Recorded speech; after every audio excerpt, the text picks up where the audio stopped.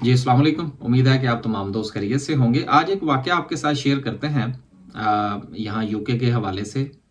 और लेकिन उसमें मैं थोड़ा-सा जोड़ना चाहूँगा कि हमारे मुल्क पाकिस्तान के अंदर जो हमारे ज़वाल के असबाब हैं, उसमें एक बहुत बड़ा सबब जो है वो वादों की पासदारी ना करना है। बल्कि मेरा एक ज़ाती एक्सपीरियंस ये रहा है और ये कोई एक बार नहीं रहा।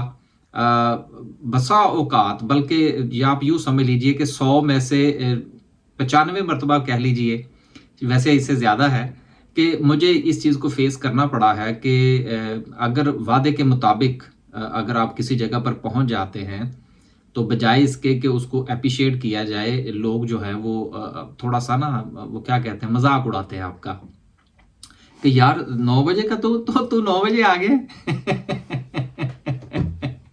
यानी कि ये पंजाबी में कहने का ज़रा थोड़ा-सा ज़्यादा जो है वो मज़ा आता है कि ये चीज़ मुझे बहुत मर्तबा फ़ेस करनी पड़ी है, बहुत ही मर्तबा। और ये जो है वो वक़्त पर पहुँचने की आदत जो है, अब ये नहीं है कि 100% ही ऐसा है मसलन, लेकिन मेरा ज़ाती एक्सपीरियंस जो है वो बहरहाल 100 में से कोई 90% जो वो तो मैं पूरे जो है वो यकीन से कह सकता हूँ कि अगर मैंने 100 जगहों पर पहुँचना होता है तो मैं तकरीबन 90 प्लस जो है वो मैं टाइम पर पहुँचता हूँ।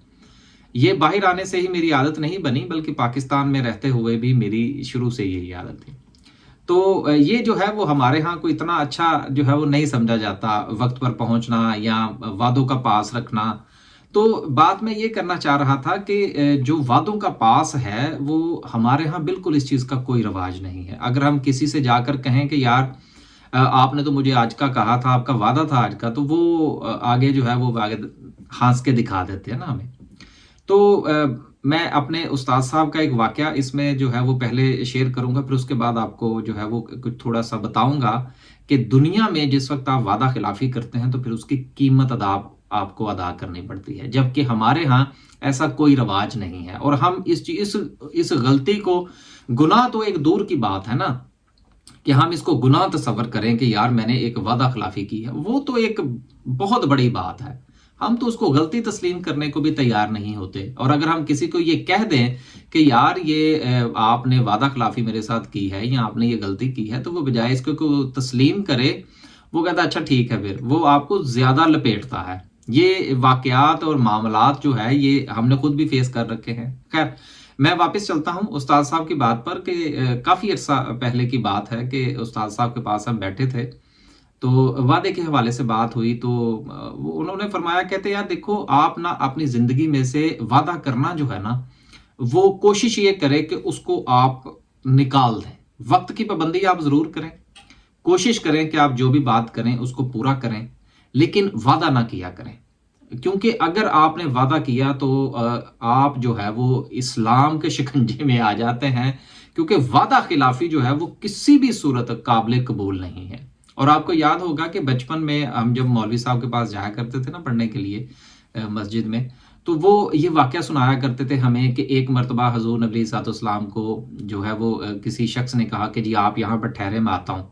तो सरकार आप जो है वो अभी मैं शायद अल्लाह ताला कमी बेशी माफ़ फरमाए, सरकार जो है वो सारी रात और सारा दिन जो है वो वहाँ पर खड़े रहे उसके इंतज़ार में। यानी कि यहाँ तक जो है वो वादों का पास जो है ना उसकी हमें अहमियत बताई गई है।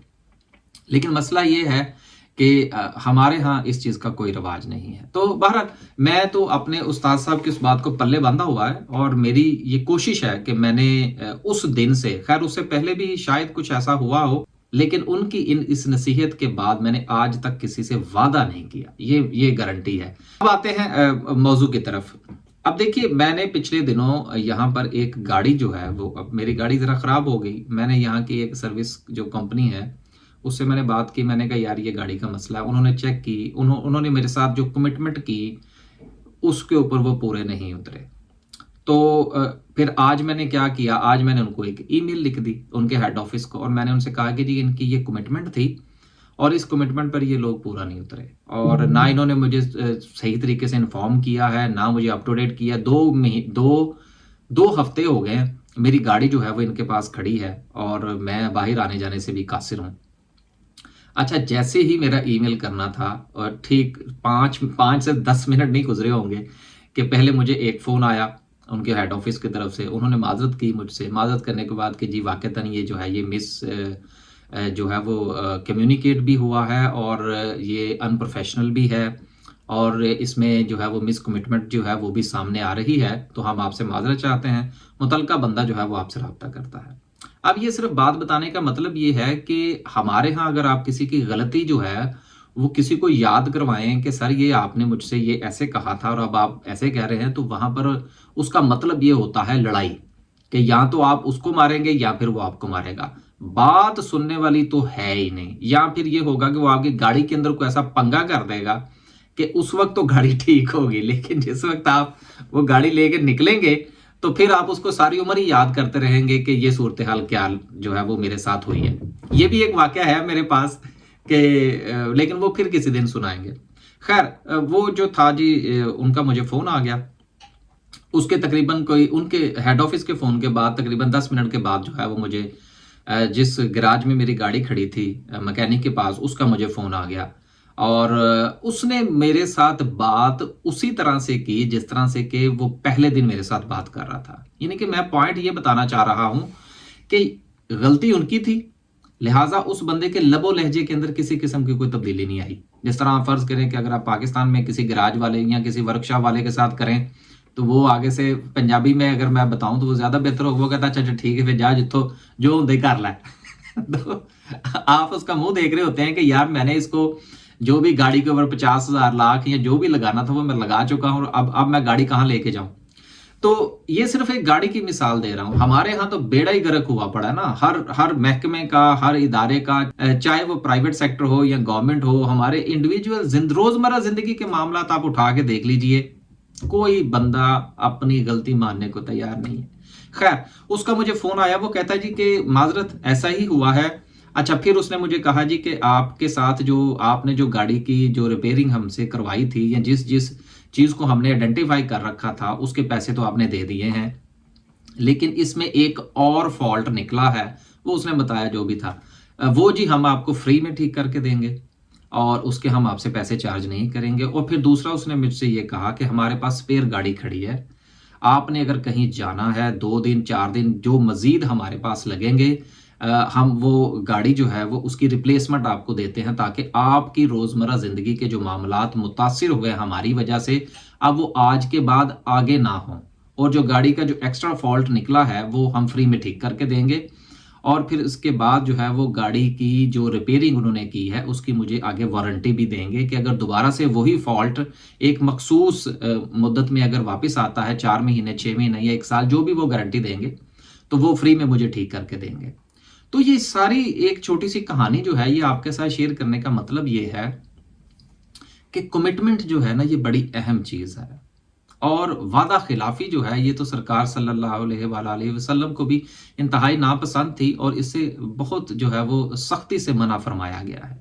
تو گزارش یہ ہے کہ اگر ہمارے ہاں بھی وعدہ خلافی کی کوئی سزا مقرر ہو یا آپ اس کی اگر کوئی کمپلین کر سکیں اور وہ کمپلین جو ہے وہ فروٹفل ہو تو شاید ہو سکتا ہے کہ آنے والے وقت میں ہم جو ہے ہم بھی کوئی ترقی اور خوشحالی کی شکل دیکھ پائیں اپنی زندگی کے اندر. چلیں ہم نہ دیکھ پائیں، ہو سکتا ہے ہماری آنے والی نسلیں ہی کوئی خوشحالی کو دیکھ پائیں. خوشحالی جو ہے وہ صرف پیسوں کا نام نہیں ہے. مسئلہ یہ ہے کہ ہم کہتے ہیں جی پیسے، آپ پیسے لے لیں جی پاکستان میں، چلیں جی پیسے آپ کے پاس موجود ہیں، خوشحالی تو ٹھیک ہے جی پیسے آپ کے پاس جیب میں، آپ مجھے گاڑی ٹھیک کروا کے دکھائیں آپ مجھے اس گراج والے سے نپٹ کے دکھائیں، یا آپ نے کسی سے کپڑا خریدا ہے یا کوئی اور کام کیا ہے تو آپ اس سے ساتھ مجھے نپٹ کے دکھائیں، پتہ لگ جائے گا. تو وہ ایک مثال دی جاتی ہے، دانتوں کو پسینہ آ جاتا ہے جی، لیکن کوئی آپ کی بات سننے کو تیار نہیں ہوتا. تو گزارش یہ ہے، صرف یہ ایک چھوٹی سی ویڈیو جو کہ شاید کوئی اتنی زیادہ اہمیت بھی نہیں رکھتی، لیکن میں آپ کے ساتھ شیئر کرنا چاہتا تھا کہ دنیا میں وعدوں کی اور کمٹمنٹس کی اہمیت کتنی زیادہ ہے، جو ٹائم کی پابندی ہے اس کی اہمیت کتنی زیادہ ہے. وہ اگر کسی کا وقت ضائع کرتے ہیں کہ کسی کے وقت کے ضیاع میں ان کا کردار ہے اور ان کی وجہ سے کسی کا وقت ضائع ہوا ہے تو وہ اس کو پے کرتے ہیں، وہ اس کی قیمت جو ہے وہ ادا کرتے ہیں، اور یہ وہ ان کی سزا ہوتی ہے جو کہ مستقبل میں ان کو ایسا کرنے سے روکتی ہے. تو امید کی جا سکتی ہے کہ انشاءاللہ ہمارے ہاں بھی کبھی یہ سورج جو ہے وہ طلوع ہوگا اور ہم بھی بذات خود بھی کسی کی جو ہے وہ وقت ضائع کرنے سے بچیں گے اور کوشش یہ کریں گے کہ اگلا جو ہے وہ بھی ہمارا وقت ضائع نہ کرے. اب تک کے لیے صرف اتنا ہی. ایک نئے ویلاگ کے ساتھ حاضر ہونے کی کوشش کریں گے. اللہ حافظ.